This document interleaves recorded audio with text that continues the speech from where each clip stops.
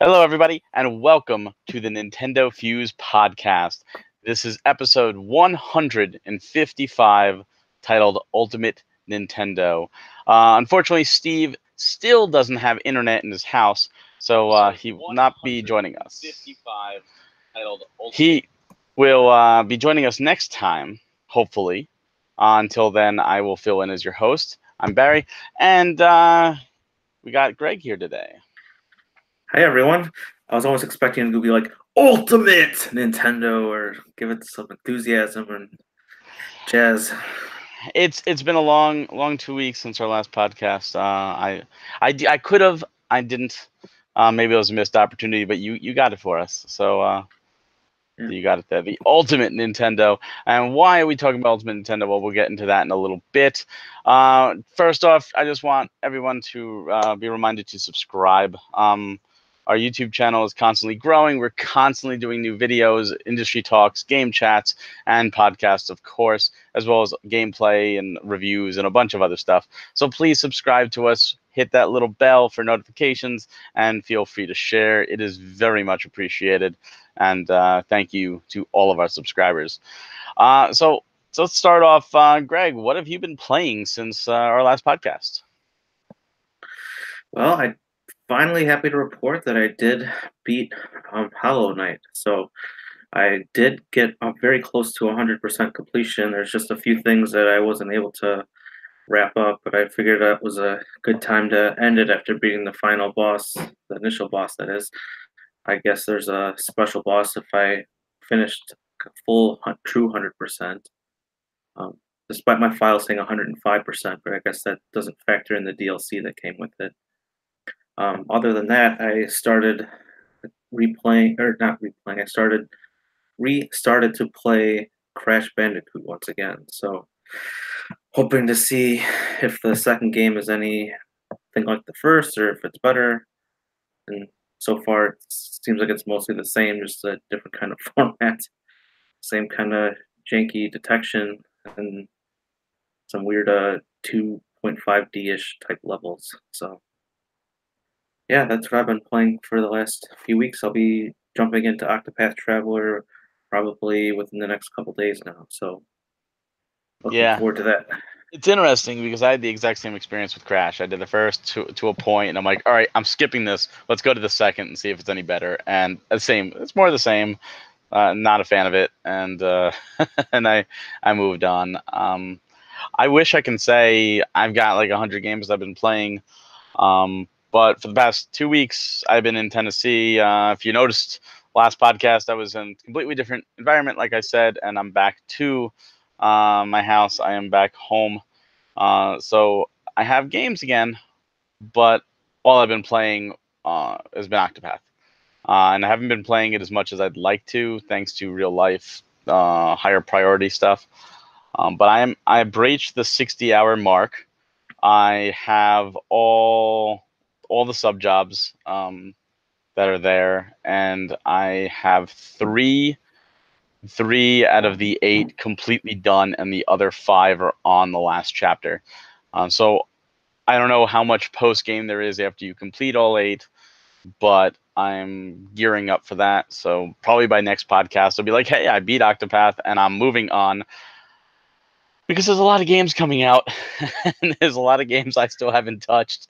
And it doesn't help that, I'm playing a long RPG. But I couldn't pass Octopath. And I'm excited to hear your take when you start it, Greg.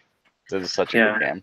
My parents had decided to celebrate my birthday yesterday, despite it being a week from yesterday. So next Sunday is my birthday. So I did get the game. I just didn't fire it up yet. So so you actually do have it now.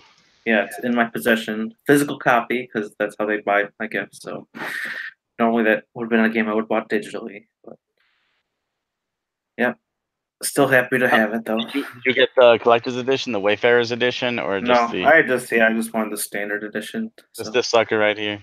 Yep. Yeah, such a good game. Oh, I love it. I'm so excited. I love the demo, so I'm very excited to. Did you play the preview demo, the 3-hour preview demo already? No, didn't. I was too sucked into Hollow Knight. I was like, well, if I have enough time, I can squeeze it in. Like, I was still Honest, playing Hollow Knight on Friday, and I was like, oh, I don't know. yeah, at this point, there's really no point for you to Uh-oh. like. If I did it Did I the day freeze? before, there's no point. No point. You might as well just go into the main game at this point. But yeah, no, that's awesome that you finally got it, and a happy early birthday. Oh, thank you. Now, moving on. The next thing I like to talk about is Play NYC. Play NYC happened this past weekend, August 11th and 12th. And as you know, and all our listeners know, that we were gracious enough to be given tickets to give out by Dan, the man in charge. And I'm happy to report that not only was it a success, I went and I'm in the process of writing up some recap on my experience. And I also sent out an email to all of our winners and said, hey, if you went, I'd like to get your feedback as well. And hopefully I can get some quotes and make a follow-up post, just to see what other people thought. And share that all with Dan. But not only was the show awesome, it was bigger than last year. It was more to it. A lot of cool stuff. I didn't get to experience it all. I only went Saturday. I didn't go Sunday. But it was crowded. It was more crowded this year than last year, even though it was a bigger venue. And it almost was positive to see so many people, and it was also a little negative in the sense that I couldn't get in a lot of time on some of the games that I wanted to, because sometimes the lines were just too long to play, or it wasn't the right environment to really get absorbed into an RPG story when you're trying to read and focus and you have a bunch of noise in the background. That being said, there was a lot of good stuff, a lot of fun games, a lot of games that I'm looking forward to playing, and a lot of connections made. So there will be some industry talks in the future from people who we met at Play NYC. A lot Nice. of games coming to Switch, a lot of games coming to Switch, and a lot of games that are PC only. And everybody's like, I want to get this on the Switch. I just don't know how. I want to, and I hope it does. One more, I think my absolute highlight was meeting the winners. Just like at times, that one in special, particularly, just like came up to a booth and they're like, "Oh yeah, I'm not here to talk to you guys. I'm here to talk to him," and it made my day. Like, it just made my day to meet, the winners, those that we were able to give access to this awesome show, because that's why we do this podcast. We do this podcast, all of us. Do this for you. We do this for the listeners. We do this for our fans, because we love Nintendo, we love the gaming industry, and we love listening and talking to you and doing things for you. So that honestly made my day. I absolutely loved meeting every single winner there that I did get to meet. I know some went Sunday, so I didn't get to meet everybody, but it was great. I will say that no one showed up in a NintendoFuse t-shirt. I had mine on, so unfortunately no one did that. I did have stuff. I had stuff ready for that. If you did show up, I had some giveaways, but no, didn't get to give any away, unfortunately. But maybe next year. But yeah, no, I would say the one negative thing was food. The venue that they had, it was expensive. It was like $7 for a hot dog and $6 for a bottle of water, which was ridiculously expensive. The good news is that you got, if you had a media, which I had a media badge, or our Dev Pro passes, those allowed you to just go in and out. But even if you had a regular pass, they gave you a wristband that allowed you to go in and out. And since it was in the middle of Manhattan, my wife and I, we left and we went to a diner right down the street, and we just ate our lunch and came back. Other people went to Shake Shack or those McDonald's or TGI Fridays. There's a ton of things in the city. So if next year I know the venue is definitely the same, but if the food situation is the same, I'd recommend leaving to go get food and coming back. That is a negative. But I don't know how much that was really in their control. That could have just been, the Manhattan Center saying, if you're using us, you have to use our food thing, and we're going to charge outrageous prices because it's New York City. That kind of sounds almost a little bit like E3 when I was there like 5, 6 years ago. It was like $10 for like a salad, and it's like, what? Like, It's it's like like, that everywhere. yeah, When I go to New York Comic Con, my wife and I, we just bring sandwiches for lunch. Like we just eat in a panel. We're just like yeah, we're waiting for a panel. Let's just start eating because going to the food court is they have more choices. The Javits Center has a lot more choices, but it's expensive, and the lines are of course ridiculous. This time yep. the lines were nothing. Like you could just walk up and buy it because it was too expensive. Yeah, I was gonna say $6 for a bottle of water. I mean, you could just go to the gas station across the street and get it for $1. I mean, it's like, Yeah, I will say this. I don't know if this is true for the Dev Pro passes, and if you went and this is true, tell me. As media and definitely obviously an exhibitor, you can bring your own stuff in. So like as media, we were able to bring a bottle in, and that was cool. But there's no water fountains in the place either. There's bathrooms, but no water fountains. They did have free Red Bull, all the Red Bull you can drink for free. Red Bull was there with the New York Red Bull soccer team. They were playing FIFA, and they were there with all the Red Bull you can drink. And there was free mochi ice cream, which I never had before, which is delicious. That was downstairs. Last year they had like this free gummy candy you could get, and they had free lemonade, which was great. It was like, oh, here's lemonade. It's something that I could drink. I'm like Red Bull. I'm gonna be hyped up. I'm not touching it. It's yeah, it's not the healthiest stuff in the world for you.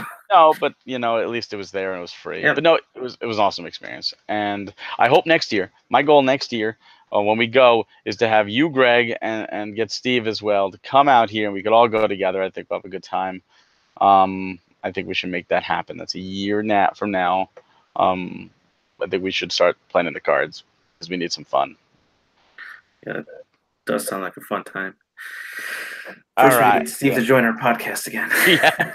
We need Steve to get internet at the house first. He might be. He's either gonna listen to this when he's doing post, or he might even be listening now, like on his phone, like sitting in the bathroom. Like I maybe get a bar here. I'm gonna listen and see what's going on.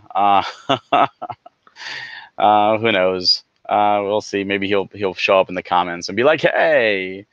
I heard that. Oh, see, I'm looking through some shout outs before we move on. Jakester, the Knight of Darkness, is in the chat. Hello. He says, happy early birthday to you, Greg. We have Yes. Emilio Mano. Hello. Julio Chavez, who is one of our winners. And he was there on Saturday and didn't meet. Yeah, I didn't see you, Julio, and I'm sorry. I wish we had met. I was there early. I was there at 9 o'clock in the morning, and I think we left. I think we left around 5:30. The show went to 8, and there was an after party. But what happened was, the show was Saturday, and we actually flew in from Tennessee on Friday. So we got in around 5. By the time we got home, it was 6, maybe 7, and we were exhausted. So to then get up at 6:30 in the morning to get on the train to get to the city, and on top of that, Julio, you know this, since you're in the area. Saturday, we had torrential downpour. Like it was insanity. We had flash floods all over, so that didn't help.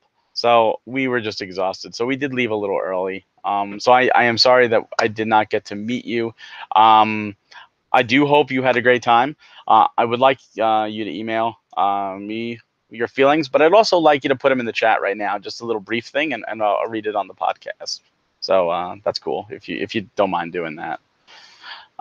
Moving on, Greg, what are some recent releases that you haven't had a chance to play? You've been busy with Hollow Knight that you really want to, and I know you're going into Octopath, so this could be a loaded question, but we got to do it. Well, outside of Octopath, I don't know what the window of recent is, but I also did get Mario Tennis Aces, so Nice. I didn't play that one yet as well. So that is, I guess, can be recent in some people's eyes, but I know a lot of people probably already enjoyed it quite a lot. So, Yes. and then I still need to pick up Mega Man X Collection. That's kind of a recent release. I haven't gotten that yet. But yeah, those are the main 3 right there. You got some good ones. For me, it's Overcooked 2. I just picked up today. That was actually a pre-order that came out last week, but I couldn't pick it up because I wasn't in the state. Um, that I think was the only one I was like, really looking forward to, just the couch co-op. I'm looking in the chat, several people, Emilio Meno and Super Calico, both Smash Brothers. They're anticipating that one. That is coming, and we will be talking more about that a little bit later in the podcast. But yeah, I think it's safe to say we're all waiting on that one. All right, let's get into the news. This is unlike last week, which didn't have, or last podcast, which didn't have that much news. We got quite a bit of things to talk about. So let's start it off. Nintendo has officially sold over 700 million video game consoles to date. Now, to be fair, that is counting home consoles and portable. The breakdown is 300.54 million home consoles with an additional 427.11 portable. That is counting the Switch as a home console, and of course, that number is going to continue to grow. Greg, what do you think about that? Over 700 million consoles. Yeah, that's definitely a lot. I mean, I'm not surprised that Nintendo Switch is considered a home console because that's kind of what it's been with a portable aspect to it. But yeah, that's very, very incredible. It's very interesting to see that like the Switch had passed like the hardware sales of the Wii U already. So when the Wii U had a couple year head start on it, and Switch has already blown it out of the water. So yeah, well, the Switch did it last year. The Switch did it in 1 year. Yep. So I mean, that was I know we had talked about that. Was a very exciting feat, but it's the software sales have already getting very close to the Wii U. So yeah, that's the crazy thing. I mean, you think about this. The software sales of the Wii U are 102.28 million units, and the Nintendo Switch, as of right now, are 86.93. So the Switch is just what 15 million units off of the Switch, and it's only been what a year and what's eight? It's a year and 5 months. Year and 5 months, yeah. and versus 5 years. Oh That's yeah. incredible. Yeah. Incredible. Now, the Switch one almost kind of seems like it's getting that problem that the Wii had, where it's like a lot of people are just buying like one or two games. So I know there was like a study for the Wii that was only like each Wii owner only had like 2 point something games, and it was like Wii Wii was an Sport. anomaly in that case, though. Yeah. The majority of people who bought a Wii got it for Wii Sports, and then they bought Wii Play because it came with an extra controller. And probably And Mario Kart Wii. Mario Kart Wii sold like 30. Correct me if I'm wrong. I think it's like 32 million units. Yeah, it was one of the highest best sellers outside of Wii Sports and Wii Play. Wii Play was the second. But yeah, and that was a problem. I don't think Switch is in that case, and the reason is the Switch doesn't have that killer social app that I think 1-2 Switch was supposed to be, and it doesn't.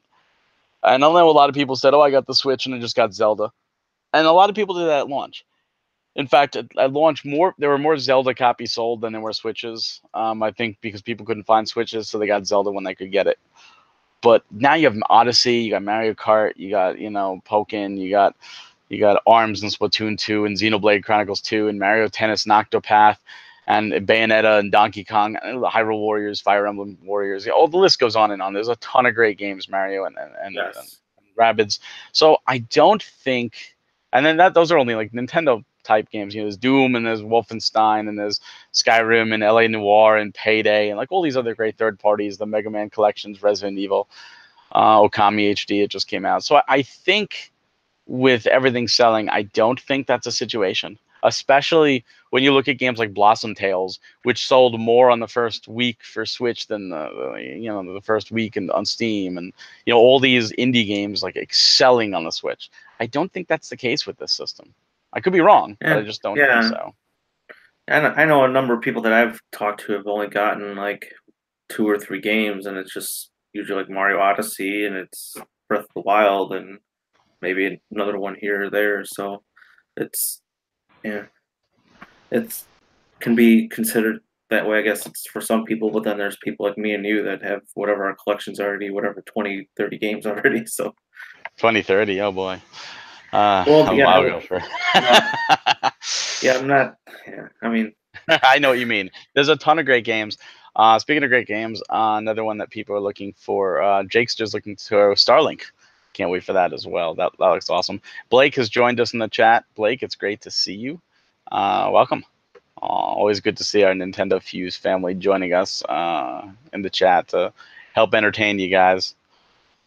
So let's move on. The Switch is selling like hotcakes. And one of the ways Nintendo itself is actually trying to promote the Switch and the brand itself is by partnering with Universal Studios. Something we've talked about before in the podcast, something a ton of people are excited about. And many people who are listening to this and many people that have the Switch, they're not in Japan and they won't have access to go into Japan. And Universal Japan is going to be the first one with Super Nintendo World. So the rest of us are sitting here waiting for Universal Studios Florida to open up Super Nintendo World. And now it appears there's a little bit of a delay. The delay was supposed to be taking over the Woody Woodpecker Kitty Zone. That zone is now still there and has been repainted. There's rumors that Universal definitely has bought new land, but it's rumored that they're building a fourth park in the area. And people are speculating that Super Nintendo World will be in that new park as an attraction, as a way to get people to a new park, as if they didn't need enough of a reason. Now, there's good and bad. The bad is obviously we all have to wait a little bit longer to ride Mario Karts. The good is that in a new land, there's more room for expansion because they can plan accordingly. Greg, what do you think about this delay? Were you excited to go to Florida and do Super Nintendo World, or is this something you could care less about? How could you even suggest that? I'm an avid Disney fan, and I've been looking for a reason to go back to Universal, and I've been super excited that they would have it going at some point. So the delay obviously kind of stinks, but I mean it's like the actual games that we play. They've delayed Breath of the Wild. I mean, how many years, and it's still quite an awesome game. So I like the extra round of polish, and they're obviously going to be fleshing out this land to be something very awesome and genuine, and be there for many, many, many years. So definitely looking forward to it. Obviously, it's kind of stinks here the delay, but it could only make it better, right? I mean, they have more land, they have more room. Now they can make it more how they want it to be. So That's the way I'm thinking about it. It's instead of trying to, use the established area and working within the confines of that, they could really let this grow.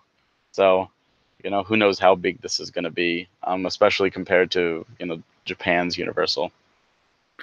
I mean, yeah, I would think Nintendo would want to have like a pretty sizable size to kind of have that immersive experience within the park. So I think they would be happy with more space to get as much stuff as they want to kind of almost rival Disney in a way, because Mickey Mouse has that huge four parks thing. So Universal trying to catch up and add their fourth park. So Yeah.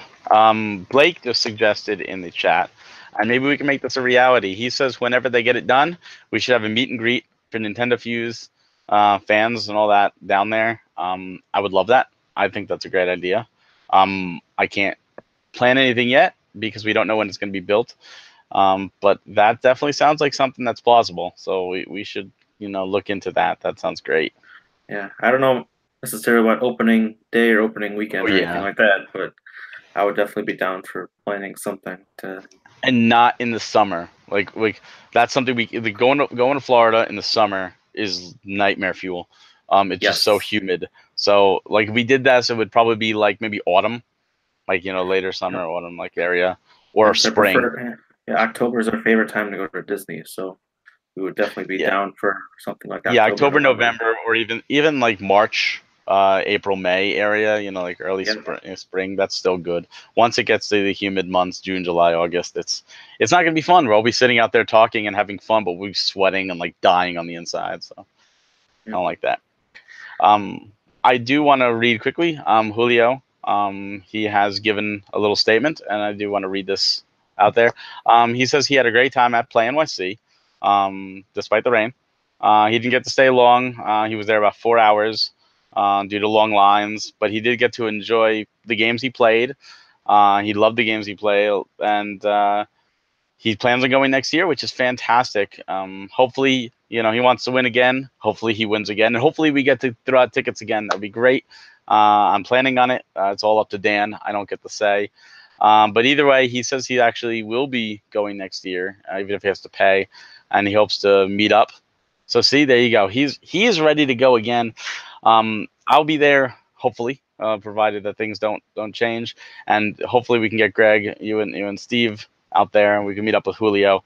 That's great, Julio. I'm so honored that you had such a good time. Like, I'm glad that we at NintendoFuse were able to give you that experience. And thank you again to Playcrafting for putting on the show in the first place. But yeah, that's awesome to hear. I love giving people a great experience. Like, that's just That's awesome. awesome. Yeah. So talking about great experience, let's talk about one that's being robbed of a lot of people thanks to Nintendo. They're going after illegal ROMs now. ROMs have been a touchy subject for a while. They actually normally turned a blind eye, but out of nowhere, they just went after two sites. They went after Love Retro and Love ROMs with ridiculous stuff, like 2 million for illicit use of the trademark, plus an $150,000 each for each Nintendo game hosted, like ridiculous stuff. And yes, it's in their legal right to do this, but is this really the right move? Now, I know they're going to do some kind of virtual console thing for the Switch in the sense of their online functions and all that. But is this really the right move? And there's already repercussions. MU Paradise has preemptively taken down every ROM. And I know some people don't like ROMs. They want to use their official, the original game on the original hardware and being purist. And, I'm kind of one of those. I've played my fair share of ROMs. But there's also that preservation. Certain times there's only one or two games in existence, and ROMs are the way people can enjoy and share. Greg, what do you think about this, the Nintendo going after all this? Well, I've never was really huge into the ROMs. I mean, yes, I've played it. Yes, I've got to some time to enjoy it on the PC, but I've never like really thought of it like saying like, well, oh, I can't buy Earthbound anymore, so I'll just go download it. That's not usually like it's more that I just would not really play it. So obviously it's on the virtual console on Wii U, and I picked it up there. So um, obviously I'd love to have like a little system like my Raspberry Pi filled with every game in existence, but I've also noticed a lot of the ones I play don't have like the direct input that the original console does. So to me, it wasn't even that enjoyable to be playing down like a worse version of the game. So it's like you're playing Super Mario Brothers, you used a certain timing, and then there could be like an input lag or something on the Raspberry Pi, and then it's not very enjoyable when the game is a lot harder than it's supposed to be.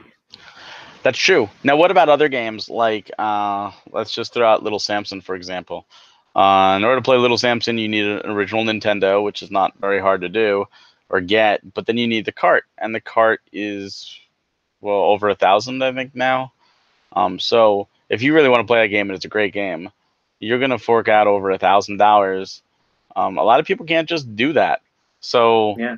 ROMs were a way for the people to enjoy the game for free and at least be able to enjoy it. I mean, it's not like if you buy it secondhand, the programmers of the game or the company, the publisher is even making any money off of it at this point. These are long dead games.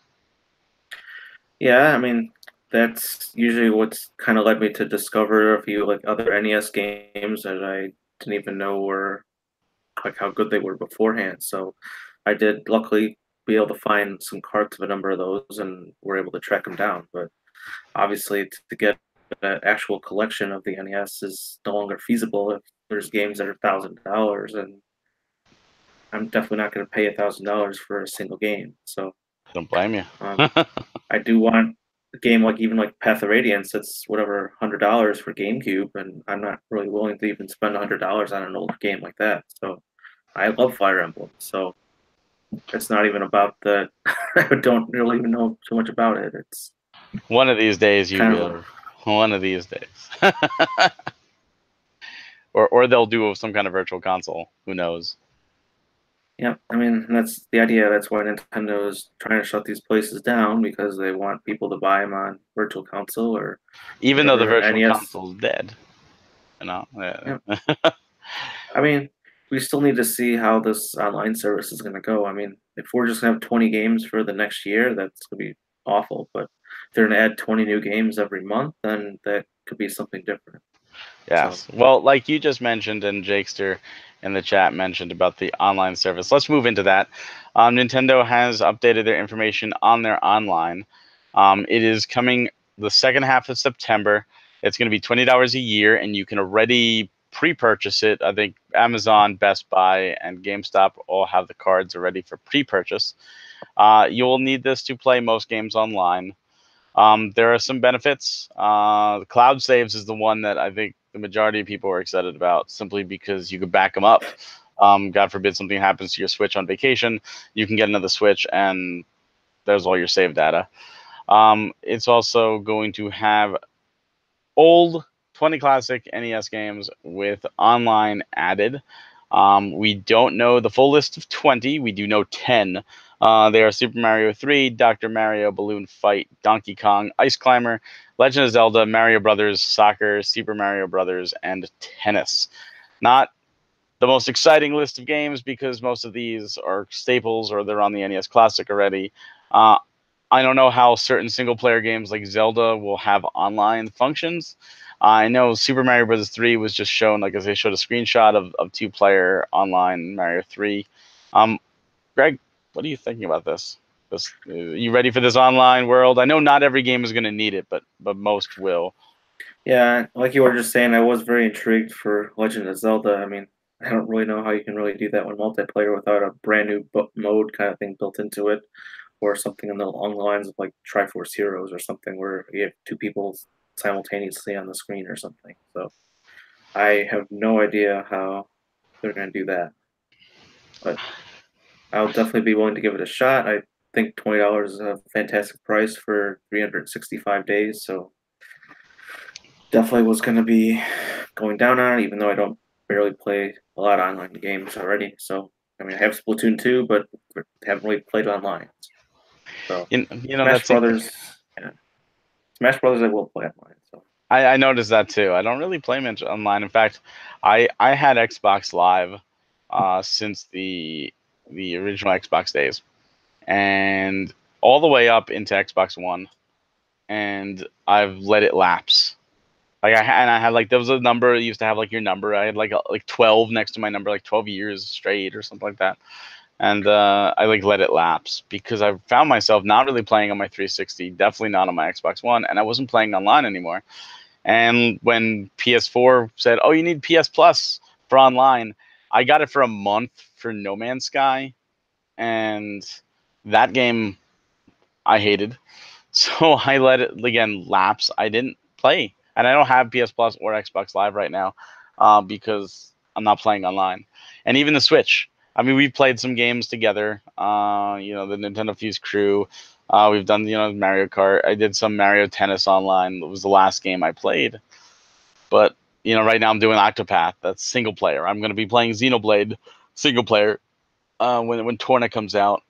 Smash is going to be the first one that I'll really be doing online, and I will get it. I will definitely go in for the first year to see how it is. But $20 is not so bad. But I'm like you. I'm just not playing a lot of online games recently.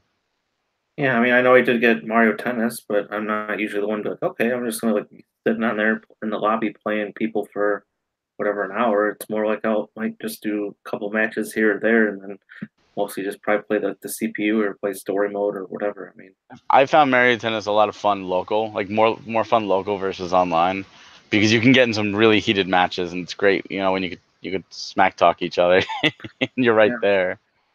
Yep, that's what I liked about power tennis. I played with a buddy a lot, and even like in the Wii and game or in the Wii U stages, we'd still fire up the GameCube and play power tennis because that's how great that game is. So I love Virtual Boy and 64 is my favorite too. Power Tennis was good, but I just something about those. Maybe it's nostalgic, but I love Aces. I really do. I think a lot of the mechanics added to Aces are great. It's not a perfect game. There is definitely some problems, but I think it's by far a step in the right direction versus Ultra Smash for sure.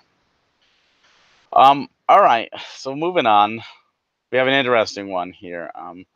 Nintendo and Anchor have partnered together to release two different Switch branded external battery packs. Yeah, I don't know how I feel about this. It's got pros and cons. Now, especially with the whole third party dock bricking system things, it's very scary to plug anything that's not officially Nintendo into your system. These are officially branded, so they're safe. And it's great. It's just the same type of battery packs like your phone. You'd have your phone, you plug it in. Pokemon Go players definitely know about that. The reason I think it's bad is the fact that the Switch's battery life should be able to not need this extra charge. This is coming from somebody who has a Mophie on their phone, so I'm all about the external batteries for added stuff. But I like I like the fact that it exists, but it reminds me of the old battery packs for like the Game Boy and the Game Gear, and like you have to belt clip them and plug them in, and I thought we were past that day, those days, and we're not. What do you think about this? Will you be picking up either the smaller or the larger Anchor? I know the larger is like 2.5 times, so it will charge your Switch 2.5 times over. And it charges while you're playing, which is a good point. It will charge while you're currently playing a game. Like, But I don't think that I'll be like picking them up, but I definitely support that it's there as an option for people. I my primary place where I play is either like my house or on the train, where I'm only playing on the train for like whatever half an hour. So I don't anticipate being somewhere where I would need to have an external battery pack just to get a couple more hours in. So I mean, I'm contemplating bringing the Switch on vacation to Disney this October, but then again, I'm bringing the extra AC adapter, and it's mostly more for like the hotel room if we have like downtime or before bed or something. But yeah, that's what I I don't really did. see it. Like when I just went, I brought the extra AC adapter. I played primarily in the house. Like when we went out, I didn't bring it with me, and I used it on the plane both to and from. But we're talking hour and a half to 2 hour flights, so there was plenty of battery left, and I could only play it for little bits of time, due to, especially I was playing Octopath, which had a lot of reading, and the reading while moving it didn't work as well. But it was fun playing it on the plane. I was the only one, unfortunately, that I saw with the Switch. But yeah, it was interesting. I didn't have headphones, so I had to play it on mute. But yeah, I'm with you. I'm not going to get this unless something strange happens and you can no longer plug it in or something. I think it is great that it's an option, but I wish it wasn't needed. I wish like the Wii U gamepad, there was like an extra battery you can purchase to put in and extend the life. Like I wish you could do that with the Switch. I wish you could just say, hey, you know what? Let's spend an extra $100 if we have to get a battery that lasts like 3 times as long on the Switch. Like I would do that. I would do that in a And heartbeat. that's what I really missed. The Nintendo DS could like it was like 120 hours or something. Yeah. Like you could play like 8 hours, like multiple days in a row, and then be like, okay, now I finally need to charge it. And then like you went downgraded the 3DS. It's like okay, 3 hours you got to charge it. And like what? Well, it's supposed to be on in your pocket. And then now here we are with the Wii U and the Switch, and it's still right at that 3 to 5 hour mark. And it's like, what the hell? I'm with you. Went back in 20, I think it was 2012 when we got hit with Superstorm Sandy here in Jersey. We were out of power for 9 days, and ironic as it is, I was playing Final Fantasy IV Warriors of Light. I say it's ironic because it's the same team that did Octopath. But I was playing on my DSi. I think it was DSi, and like I didn't have any power to charge. and I was playing it like the whole the whole 9 days pretty much. Like occasionally I went to a friend's house and I recharged, but that thing just lasted. It was great. I miss those days. Yeah, I don't know why they could have such an awesome battery on that thing, and then everything after just. I don't know. Well, let's move on to one more quick thing. This is interesting. There was somebody tinkering with the Switch firmware,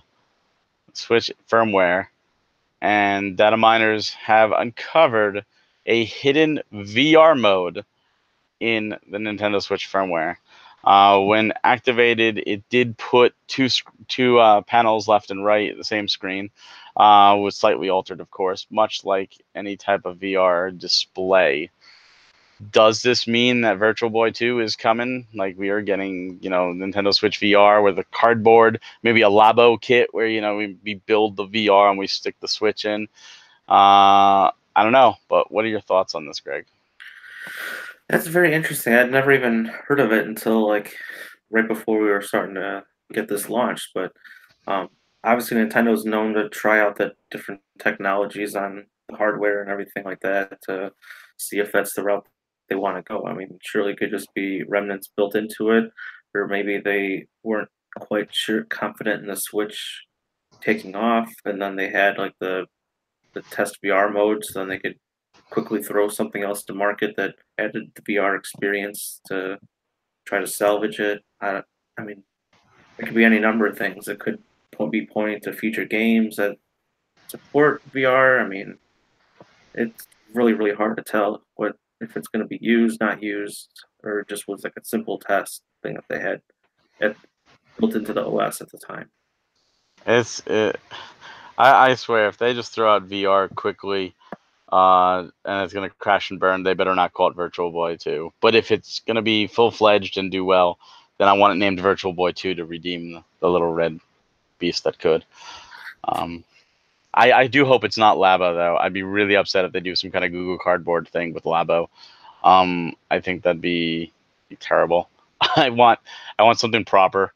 I don't want cardboard on my face with a Switch and have it fall and break my $300 Switch. Yeah, maybe aluminum foil. Saran wrap. Just saran wrap it around your face.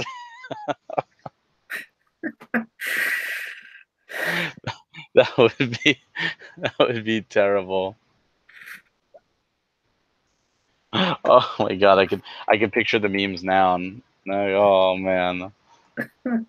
Pick your household appliance of choice to staple, get like staple gun to staple your Switch to your face for VR. Maybe a nail gun.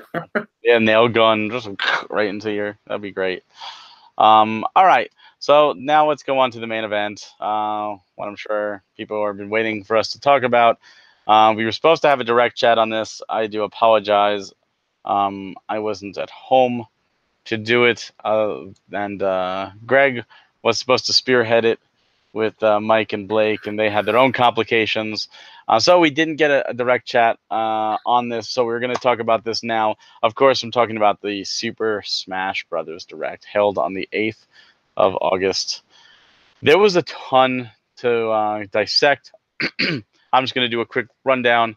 Of course, we got new characters. We got Simon Belmont and Richter Belmont, and of course, King K. Rool with the wonderful Troll by Sakurai. We've got 2 new Echo characters, Dark Samus and Chrom. We've got a bunch of new game modes. Holy crap with the new game modes. New assist trophies with Zero and Claptraps coming back, and Knuckles, and of course, Shovel Knight. And Monster Hunter collaboration. Like, this is insanity. Greg, what's your take? What are your highlights? What are your anything that didn't excite you? Like, just tell us.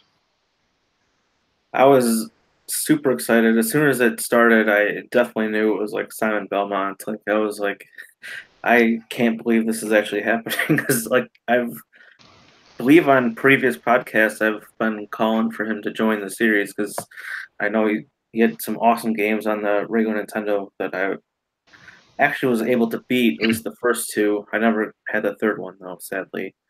But I did buy the Virtual Console game. I didn't play it still. But Castlevania Rebirth. yeah, the third one and the Super Castlevania as well. I Oh, that's haven't. such a good one. I have all of them, but I haven't played those last two. But to see him in there, that was just so awesome. I was very excited. And then definitely with King K. Rool, as soon as it was DK, I was like shouting like, "Yes, I know it's him!" And obviously, just like everybody else's reaction, like as soon as you see DDD, you just like kind of like, "What the hell?" And big troll.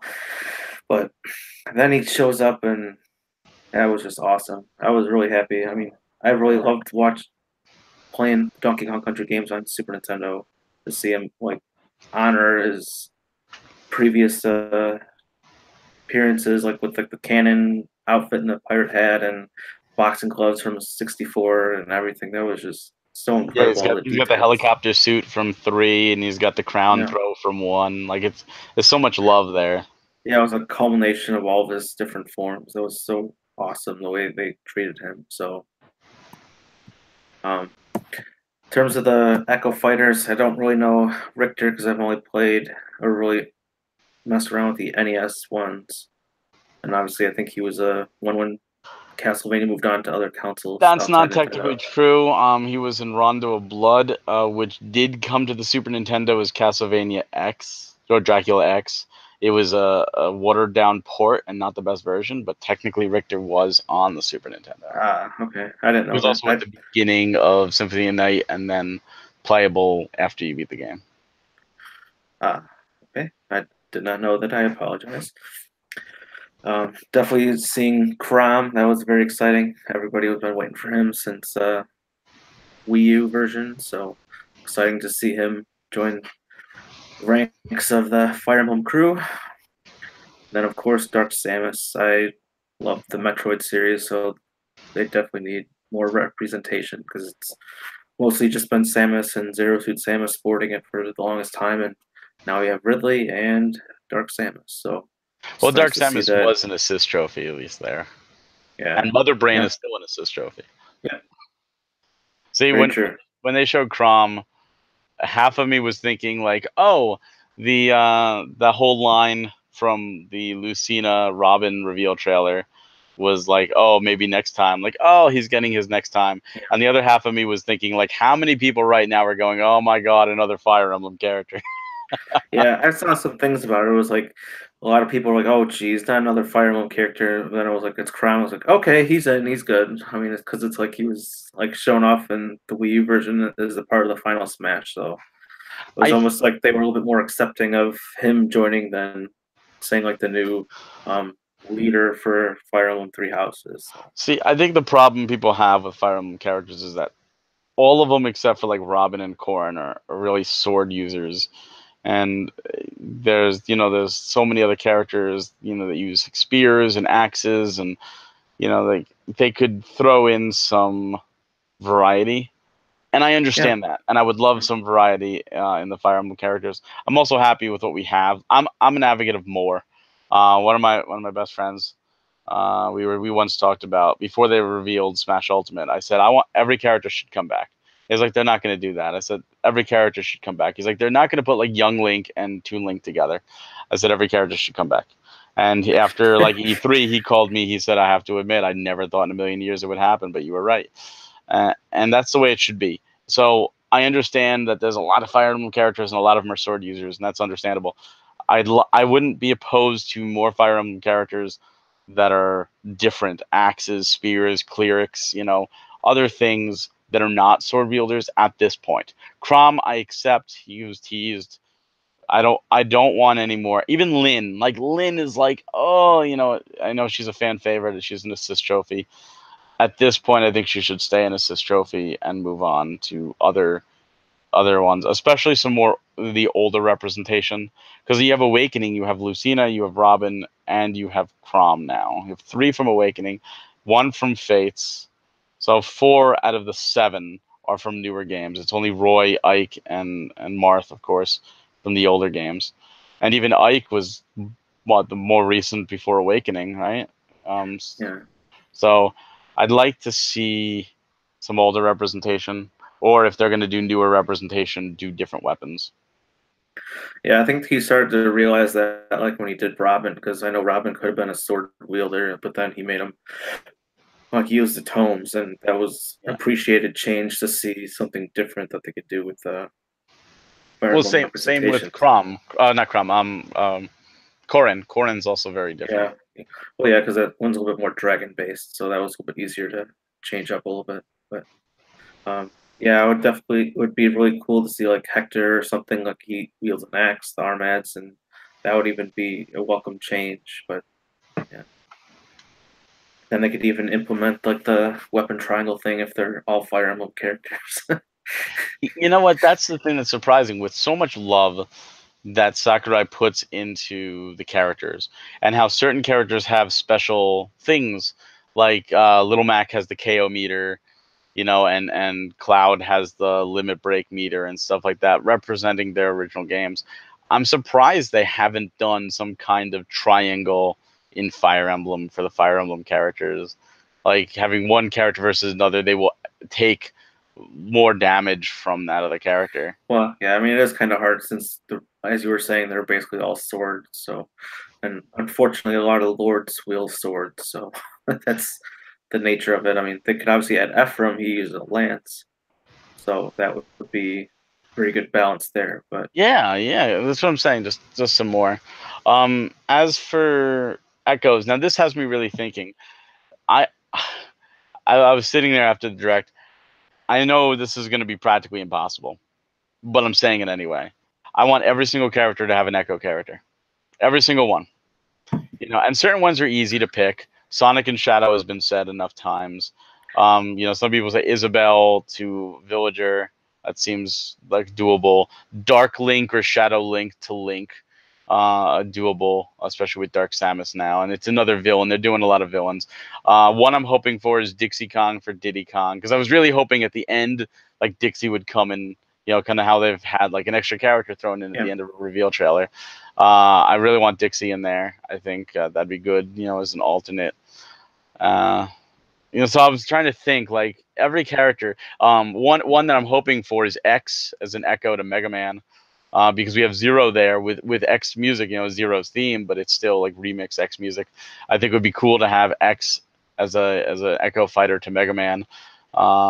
Just and like have his final smash have even it could be the same, since X is already the model's there. X is already in Mega Man's Final Smash. Could be the same thing, just with Mega Man taking X's spot, or it could be something completely different, like his armor set. Use the ultimate armor or something like that. This is where I was thinking, and this can go crazy. So if you're in the Rex, Jakester, I agree. I'm still hoping out for Rex with Pyra and Mithra. I really think that's a possibility, especially with Torna coming. Xenoblade Chronicles 2 Torna. Even though Rex isn't in that, it's still, Xenoblade Chronicles 2 is still on Nintendo's mind. I do think Rex needs to be there. I think that's important. I'm still been praying, still praying for that one. But yeah, I'd like to see more Echo Fighters, just because we can. Like, hey, who else can we throw in this monstrosity of a game? yeah, but I think some of them might be kind of hard to like get like put in. Like, who would be Ridley's like Echo character? So it's like the list is kind of like very narrow right there. I mean, are you really gonna make it like Meta Ridley and go Yeah, kind of like? why not? I mean, yeah, Well, I think Meta Ridley is actually one of the costumes. And I definitely think there needs to be alternate costumes for Simon, Mega Man, and Pit that are the Captain N versions of those characters. Like, we need to have that. And Kevin needs to be there. Like Kevin as Captain N needs to be there.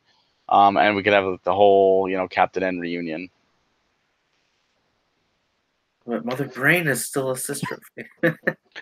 Yeah, it's true. And King Hippo, we could have King Hippo as a little Mac, an eggplant wizard somehow, get him back in there. Palutena. Yeah, eggplant wizard as an echo to Palutena. There you go. It's from Kid Icarus, so it works. Jakester said he'd like to see every Pikmin captain as Echo Fighters. I don't know about those being actual Epco fighters or just make them more alternate costumes. Like the Koopalings are all alternate costumes for Bowser Jr. You already have Alf, so why not the other Pikmin captains? Why is only Alf? Like you could throw the rest of them in there as just alternate costumes. That's easy enough to do. Yeah. Not huge into Pikmin, so I don't really know. I almost thought the other three of the games had Olimar and one game had Elf. I don't know. No, the first one had Olimer, the second one had Olimer and another guy, I forget his name, and then the third one had three characters, Alf being one of them. Olimer, I don't think even was in it. Um, oh look, we're talking about Smash Brothers, and sure enough, here comes Hassan, joining us in the chat. We just have to mention the name, and he just comes in. You know, it's like, there we go, Smash summon Hassan. Jared in the chat says we really wish they did more with Fierce Daddy Link, like the costume for Breath of the Wild. I would love Fierce Daddy Link as a fighter. And you know what? There's another Echo Link. You know, so you could have Dark Link as an Echo to regular Link, like Breath of the Wild Link, and Fierce Deity Link is an echo to Young Link, because Young Link is from Majora's Mask, and it would make sense. That'd be really awesome. And it would be Toon Link's Echo Fighter. Tetra. Why not? Let's make a Tetra. Because Zelda, or you can make Tetras Zeldas, but Zelda could have. Well, I don't know. See, Yeah. this puppet Zelda as the alternate. There's so many things, especially because Zelda is like a weird mix of all of them. She's got like Phantom Hourglass and Spirit Tracks moves, but now she looks like Link Between Worlds Zelda, where which is different than Twilight Princess, but she's got the light arrows. Oh, it's so weird. Oh, yeah, that's who Zeldas can be. Hilda. If you're going to go Breath of Wild, Link Between Worlds Zelda, make it Hilda, and make Toon Link be Rovio. There you go. That See? one fits. See, where there's a will, there's a way. There are ways. Yeah, see Hassan, Smash Brothers you called. Let's see. Who else is saying stuff in the chat? Hassan wants Wonder Red from the Wonderful 101. I agree. Yeah. That would be awesome. And a Wonderful 101 re-release on Switch. Agreed again. Jared says he would be happy with Fierce Daddy Link just as Young Link's Final Smash. I do hope they change that up a bit. I think I would be happy with Young Link actually taking on the role of the original Link, which is kind of what he was, with the new Link being the champion Link based off of Breath of the Wild, changing up the moves. Yeah, Jared says Ganondorf and Demise. Demise would definitely be a good alt character. As for the other versions of Zeldas and Ganondorf, those seem more like just costumes, like swapping between the costumes. Hassan's leaving. He's gonna go back to work. Fine. Leave us, Hassan. It's not like you haven't left us before. I really got to call that guy and get you back captive. I swear. He is slacking so badly. Making me make some calls. I swear. So let's we've been talking about characters all this time. Let's talk about some modes quickly. Yeah, there was definitely a lot of other stuff in there. There's a lot of other stuff. The modes I'm personally excited for. I'm happy they're doing this 3-on-3 or 5-on-5 mode, which was the best part of Smash Tour. They're bringing that in. I'm happy about the whole stamina being a main mode, the whole super the Smash Ball power meter where you can power up and do a weaker version. That I'm really excited about. Tournaments, of course, coming back is a great thing. And the stage switching is really awesome too. Although I wish it could be random. Like you can pick two that you want. I understand that, but I wish you could just say random and just have it randomly cycle. I think forever. probably just put the random icon twice, and it'll just be two complete random levels. Yeah, but then it would go back and forth between those two. I'm talking its limitation was at 2 levels. Yeah, it goes to a third, a fourth, a fifth. I don't know. That's where it can get kind of like drawn out like too much, though. I mean, I think 2 at least kind of makes sense because obviously, if you're using that type of mode, your character needs to be able to handle both of the levels that you pick. So that kind of it makes it a lot harder to pick a choice if one level he's the best at and the other level Yeah, completely if awful at. but let's So be honest, this is not for competitive play. That's a mode more for just party craziness. I mean, that's half the challenge, you know. You're yeah, not doing it to win money. You're not doing it at the Smash Brothers Invitational. You're doing it with four or more friends, just having fun, trying to make it as crazy as possible because it's 3 o'clock in the morning and you're still up playing Smash Brothers. true. But I mean, you already have the randomness of all the items and stuff like that, though. Yeah, that's true. And even items. They showed off some new items. The banana gun looks hilarious. Yeah, it was like boom and like almost like a hit with like a baseball bat. And what about Death Scythe? I mean, we got a Castlevania item. You literally have Death Scythe. I mean, you can kill Luigi all over again. Turn him into another ghost. Yeah, yeah. No, they had sort of like the bomber at E3. So um, that one item, that rambling evil mushroom, sounds very devious and sounds like it'd be much better hands in the computer than the actual players. Yeah, it kind of sounds like it'd be worthless fighting against computers because the computer would be like, it's no big deal. It's basically the same type of item like that ink splat thing in Mario Kart. It's like Yeah. it only affects the actual human players, the AI, whatever. It doesn't really do much. The and then of course there's new Pokemon and new assist trophies. It was really awesome to see Shovel Knight, though. I Oh yeah. was very excited to see that he made it into the game. I know a lot of people want him as an actual fighter, and including myself, but even just seeing him enter as an assist trophy is like kind of like that first step. Because obviously, Lil Mac was an assist trophy. Now he's a character. There's been other instances of that as well, like you said, Dark Samus, and there's probably a few others that I've missed too that went Well, through that same type of route. there's still quite a bit of assist trophies that haven't been confirmed yet from Brawl and Smash 4, and several of them are characters. And Knuckles was just shown off. That's what's leading people to speculate that Shadow's been removed to be an Echo Fighter. Um, Isaac hasn't come back. Some people are speculating Isaac. Isabel hasn't come back. People are speculating her. Skull Kid. Some people are speculating Skull Kid. He hasn't come back yet. Yeah, I saw a crazy theory about that one. They were saying like the purple and yellow chairs in his room, and then like there was like a pillow that had like a pattern on it that could indicate the Skull Kid being like. People Like, are desperate to look for anything, and you know what? Sometimes developers do that, um, and they do it as crazy as possible. One example is Yoshida, who works at Square Enix. He is the head of Final Fantasy 14. And before Stormblood came out, he went to one of the fan fests, and his T-shirt he wore was Batman. And he said, like, this shirt is a hint at new job in the game, and it turned out to be Dark Knight. Batman's the Dark Knight.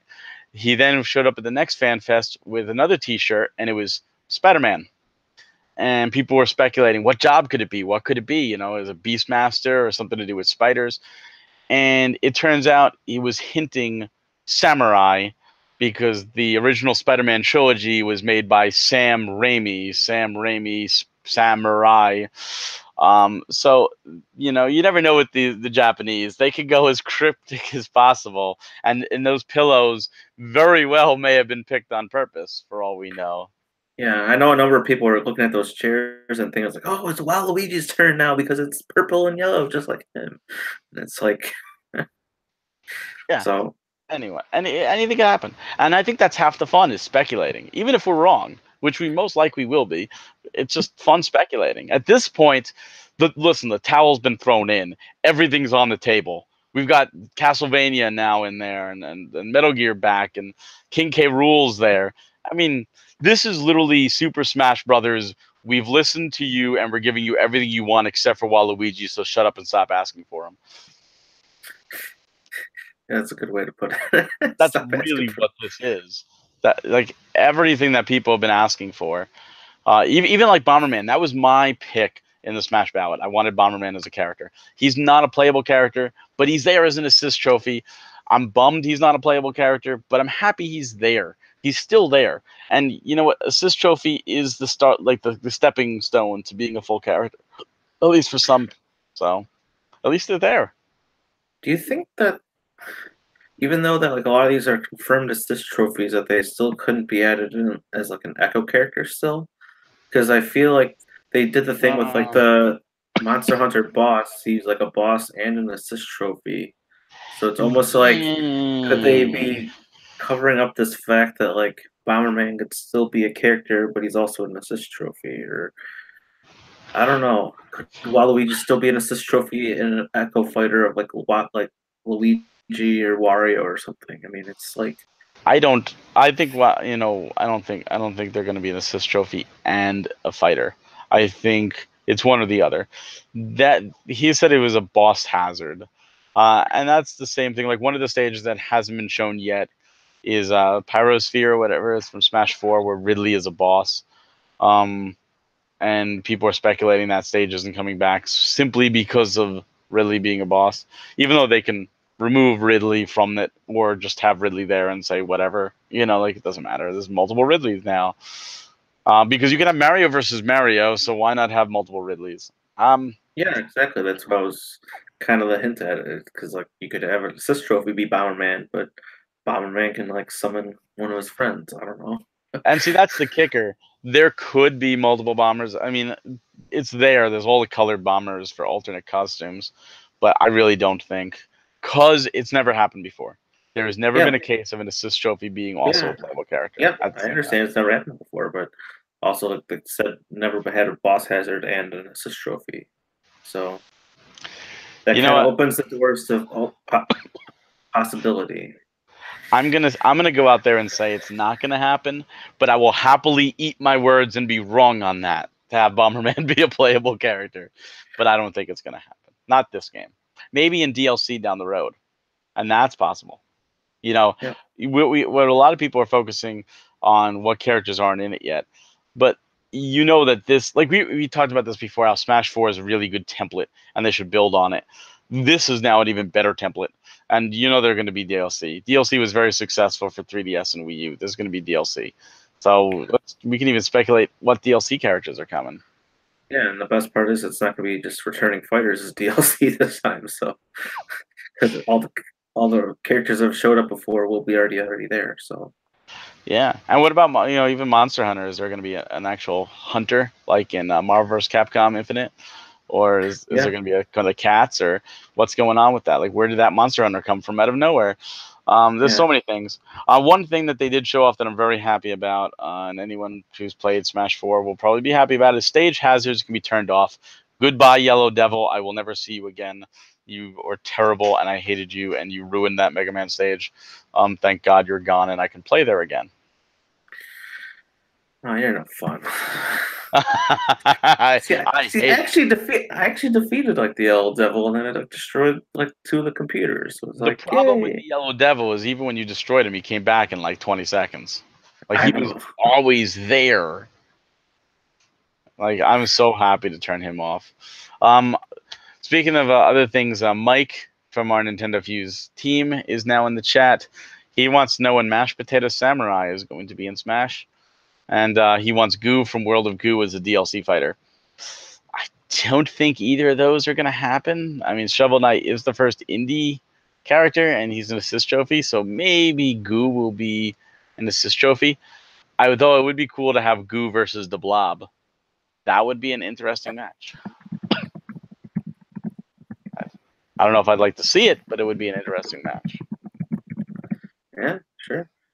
Yes, Jared says by the end of this we're gonna have to pick from the bottom of the barrel when the next Smash Brothers comes out.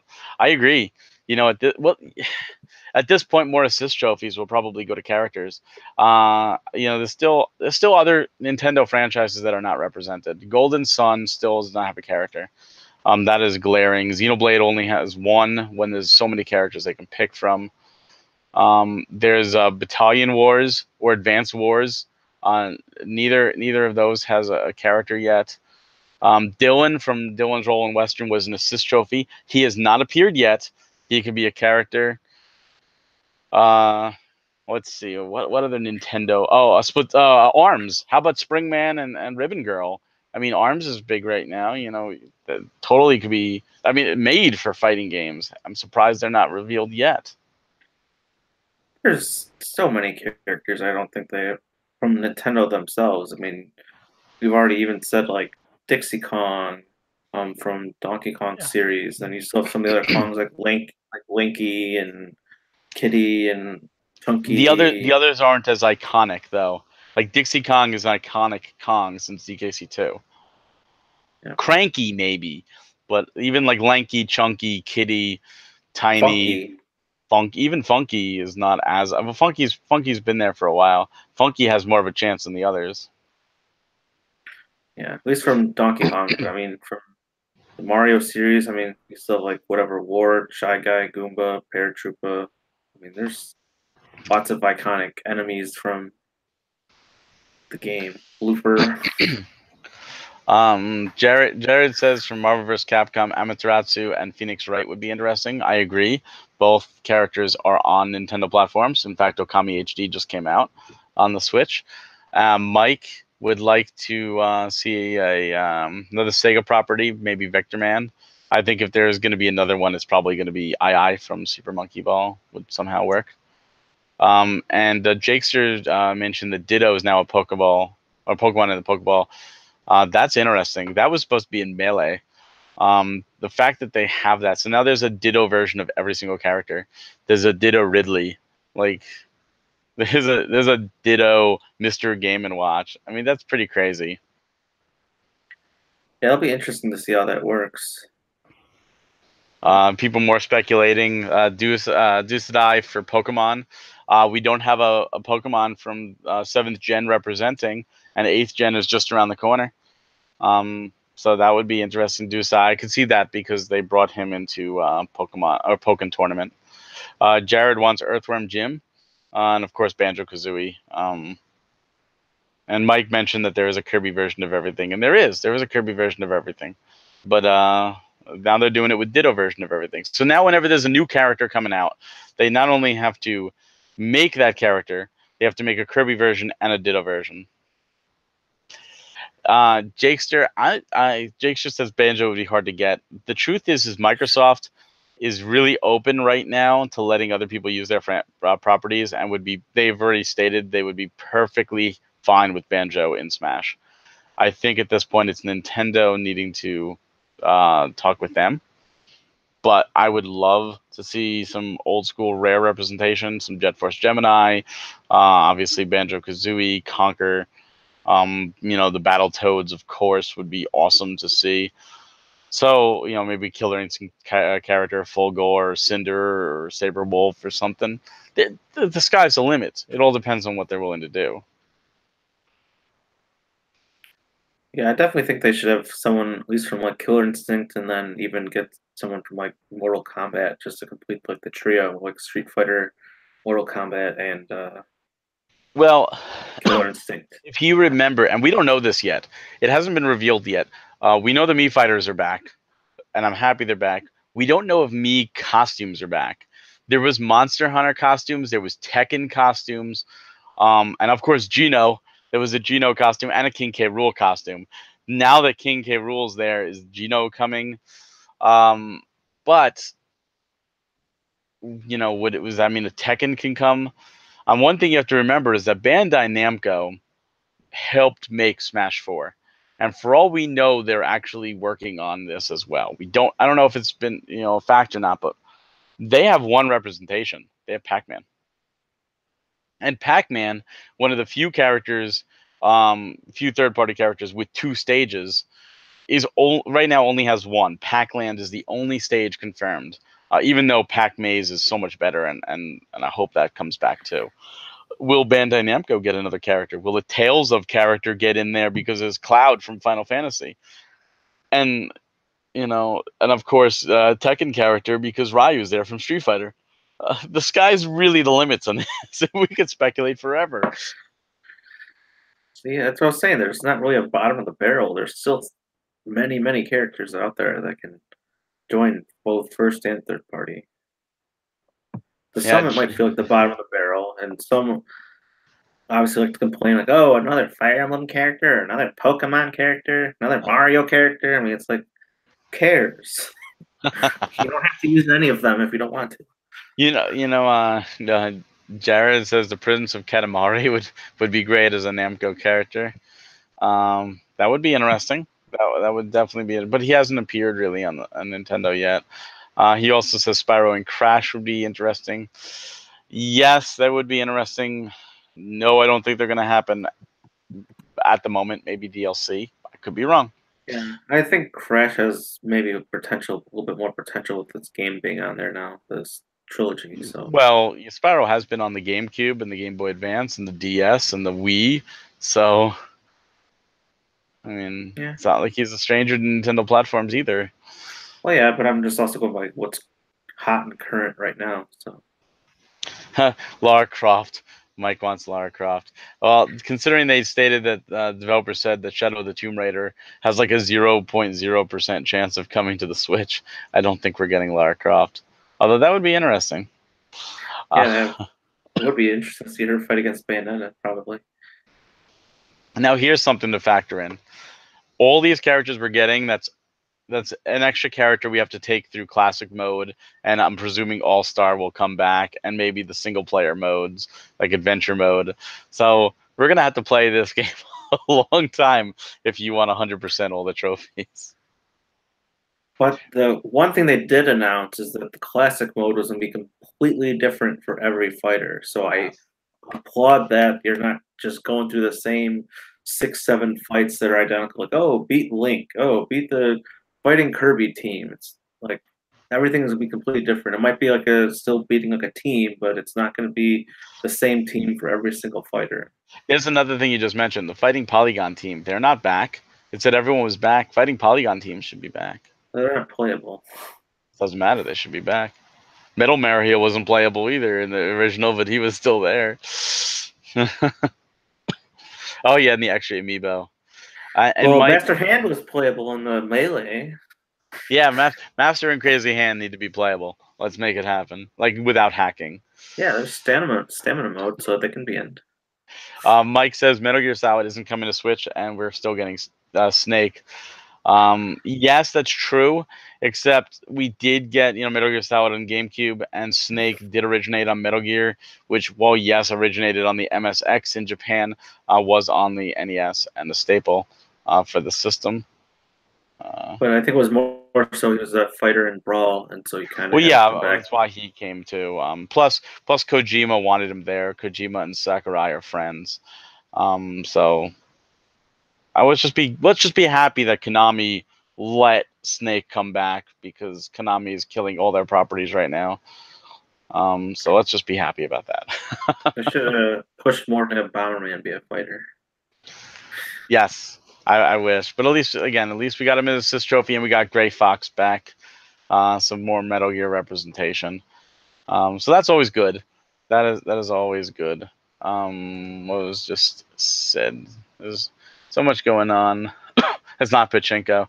Yes, yes, Jared, I agree. Konami needs to get back into game development and stop the Pachinko. But let's wrap this up. We can go on forever with Smash speculation. We will be doing more Smash discussions as it gets closer, and of course, we'll be doing game chats, and we hope to do some live gameplay with you guys. And we'll definitely do more. Smash is a hot topic. There's so much to speculate. So let's end here quickly. Greg, some upcoming releases in the next 2 weeks. Is there any that you're interested in, or are you just going to be Octopath, Mario Tennis? It's pretty much just be Octopath and Mario Tennis. To be honest, I haven't really even looked at the upcoming releases, so I'm sure there's probably something that'll catch me off guard. But like you said, I was probably hunkering down into the new games that I got. So Yeah. For me, Vose is coming. I like rhythm games. Runbow Deluxe is coming as well. That's a game that I've always wanted to try, but I never have. Slain Back to Hell is coming out tomorrow that I'm interested in. And the Coma looks good too, but I don't know when I'll get to them because I'm still an Octopath. Still slugging away at Octopath. There's so much to it. See, the good news is when I opened Octopath yesterday, my brother was like, "Oh, that looks like it's gonna be an awesome game." I'm like, you'll have to show it to me. I'm like, "Oh, gladly." So that could be his third game on the Switch.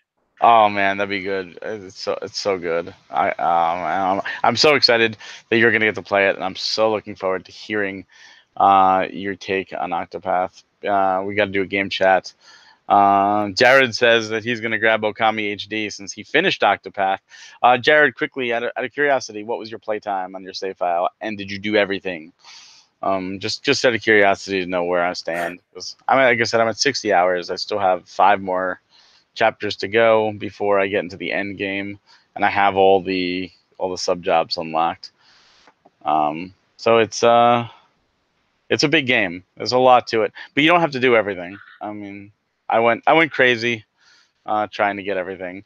About 80 hours. So I still have if I follow Jared's route, I still have another 20 hours of gameplay left.